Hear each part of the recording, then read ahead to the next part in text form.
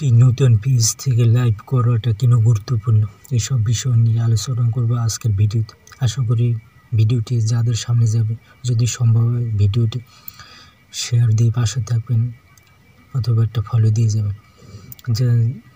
যে কথা বলছিলাম, আপনি যখন আপনার পেজ থেকে লাইভ করবেন, লাইভ করলে কিন্তু আপনার পেজের এঙ্গেজমেন্ট রিচ কিন্তু অনেকটা বৃদ্ধি পাবে। তাছাড়া যারা পেজ থেকে মনিটাইজেশন পাওয়া যায় তাদেরকে লাইভ করাটা অনেক গুরুত্বপূর্ণ। ফেসবুকের কাছে আপনাকে পরিচিতি লাভ করার জন্য অথবা অন্যান্য অডিয়েন্সের কাছে পরিচিতি লাভ করার জন্য, ফেসবুক প্ল্যাটফর্মে পরিচিতি লাভ করার জন্য অবশ্যই আপনাকে লাইভ করতে হবে।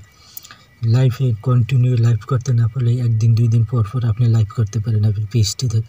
আপনি যদি পেজে কন্টিনিউ লাইভ করেন, দেখা গেছে আপনার হাজার হাজার অডিয়েন্স পাবে, হাজার হাজার একটি ফলোয়ার কিন্তু পাবে, যাতে আপনার পেজটা ধীরে ধীরে বা আস্তে আস্তে বড় হয়। কন্টিনিউ লাইভ করলে আপনি অবশ্যই ফেসবুকের নজরে পড়ে যাবেন অথবা অনেক নন ফলোয়ারের নজরও পড়বেন আপনি প্রতিনিয়ত যদি লাইভ করেন। যদি আপনি লাইভ করা থেকে যদি আপনি কিছু মানুষকে শিখাতে পারেন বা তারাও আপনার কাছে থেকে যদি কিছু শিখতে পারে, সেজন্য কিন্তু অনেক অডিয়েন্স কিন্তু আপনার লাইভে আসবে, আপনার সাথে যুক্ত হবে। আপনার রিচ ভালো থাকবে, আপনার পেজের এঙ্গেজমেন্ট ভালো থাকবে অথবা আপনার ভিডিও কিন্তু ভালো পরিমাণ ভিউজ হবে, আপনার পেজটাও আস্তে আস্তে করবে, গ্রো করবে।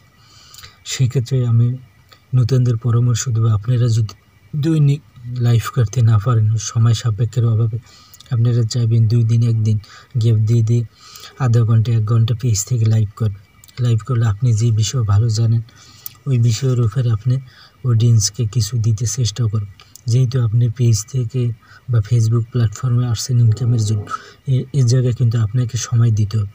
সময় বের করে অবশ্যই সময় দিতে, আপনি কোন সময় লাইভ করতে সময় পান বা সময় দিতে পারতেছেন ওই সময় এবং ওই একই টাইমে লাইভ করার চেষ্টা করুন। কারণ আপনার যত আপনার অডিয়েন্স বাড়বে, তখন আপনার সবসময় চেষ্টা করতে আর একই টাইমে কিন্তু আপনার লাইভে আসার জন্য প্রস্তুত থাকবে বা অপেক্ষা করে, যাতে আপনার লাইভ থেকে কিছু শিখতে পারে, কিছু নিতে পারে। এরকম যদি ফেসবুক প্ল্যাটফর্মে থেকে যদি আপনি ভালো কিছু করতেছেন, অবশ্যই ভিডিও আপলোড করার পাশাপাশি অবশ্যই পেজ থেকে একটু কন্টিনিউ লাইভ করলে তো বেশি ভালো হয়। যদি আপনার তা সম্ভব না হয়, আপনি 1 দিন পর বা 2 দিন পর পেজ থেকে একটু লাইভ করার চেষ্টা করুন।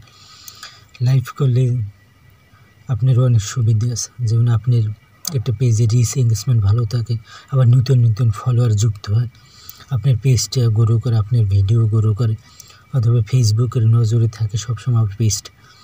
যখন আপনি ভিডিও আপলোড করবেন, ওই ভিডিওগুলো কিন্তু তারা বিভিন্ন মানুষের কাছে পৌঁছে সাহায্য করে। আশা করি লাইভ করাটা কেন গুরুত্বপূর্ণ আপনাদেরকে বুঝাতে পারছে। তবে নতুন যারা আছেন তারা অবশ্যই এই নিয়মগুলো একটু ফলো করার চেষ্টা করবেন। ভিডিওটি আজকে এই পর্যন্ত, ভালো থাকবেন সবাই, খুদা হাফেজ।